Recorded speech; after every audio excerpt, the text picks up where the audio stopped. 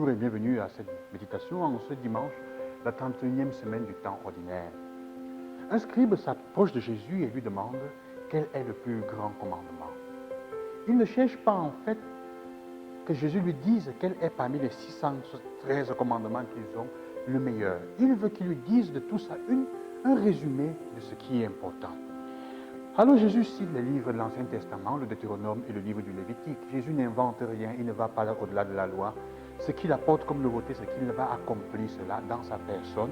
Et en fait, il fait comprendre qu'il y a quelque chose de plus important au-delà de ça. Il va rendre complet. Alors Jésus dit, écoute Israël. Je voudrais m'arrêter sur ça aujourd'hui avec nous, sur la question de l'écoute. Écoute Israël. Il y a quelques années, c'est pas quelques années, j'ai tombé sur une histoire, l'histoire d'un enfant qui, sa maman est en train de préparer le couscous. Sa maman est en train de pétrir la pâte, elle tourne le couscous. L'enfant rentre de l'école, elle vient de rentrer de l'école et elle vient commencer à faire des dessins et elle dit à maman, écoute-moi. Maman lui dit, oui, parle, je t'écoute pendant qu'elle tourne son couscous. Et à un moment, l'enfant, voyant que sa maman continue à tourner le couscous pendant qu'elle parlait, elle dépose ses cahiers, elle vient devant la maman, elle bloque sa main sur le pilon, elle prend sa main, ses faces entre ses bras, il la regarde en face et lui dit, maman, écoute-moi avec les yeux. L'écoute est une chose importante.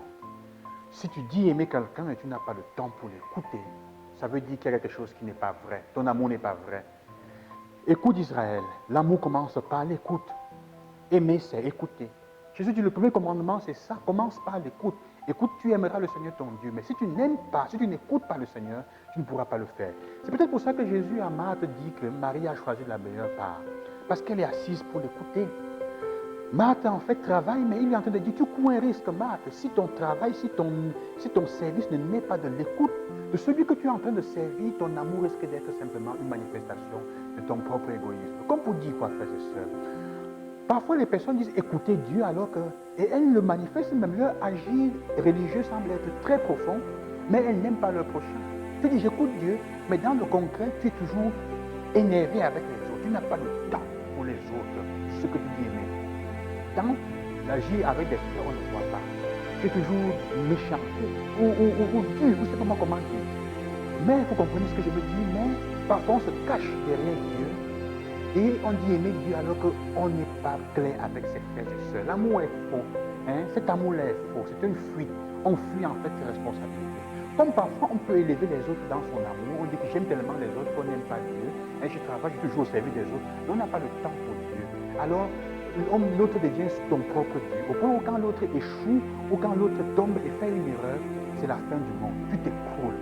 Ton amour était construit. Tu avais mis sur le dos des autres des poids qu'ils ne pouvaient pas porter.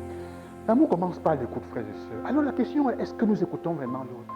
Écouter, c'est partir du fait que l'autre peut avoir, ce que l'autre dit est quelque chose d'important. Pour lui, dans ce qu'il ou elle dit, il y a quelque chose de fondamental. Je suis toujours surpris de voir comment une maman peut comprendre parfois les besoins d'un bébé, d'un nouveau-né.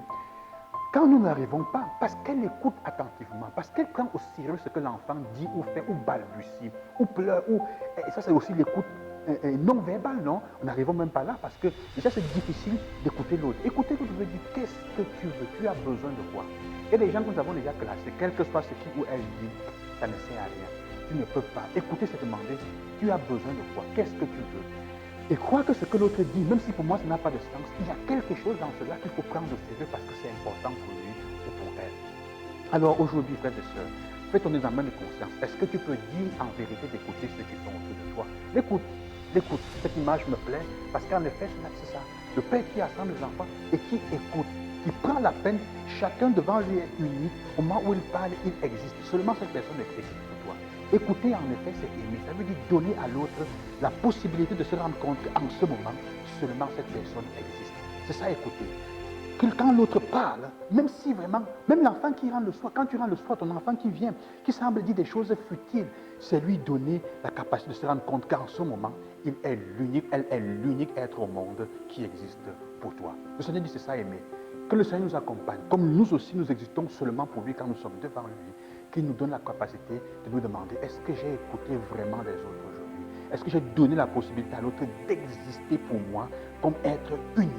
En écoutant ce qu'il disait, en étant prêt de lui donner ce qu'il demande, même si je crois parfois que c'est une bêtise. C'est une bêtise. Le Seigneur dit l'amour commence par là. Écoute Israël, écoute mon frère, écoute ma soeur, écoute tel, écoute ceci. Écoute autour de toi, dans l'oreille. L'amour commence par l'écoute. Si nous écoutions, on éviterait beaucoup de drames dans la vie des gens. Que le Seigneur vous accompagne et qu'il vous aime et que nous nous sentions écoutés et aimés par lui. Bonne journée, bon dimanche et bonne semaine.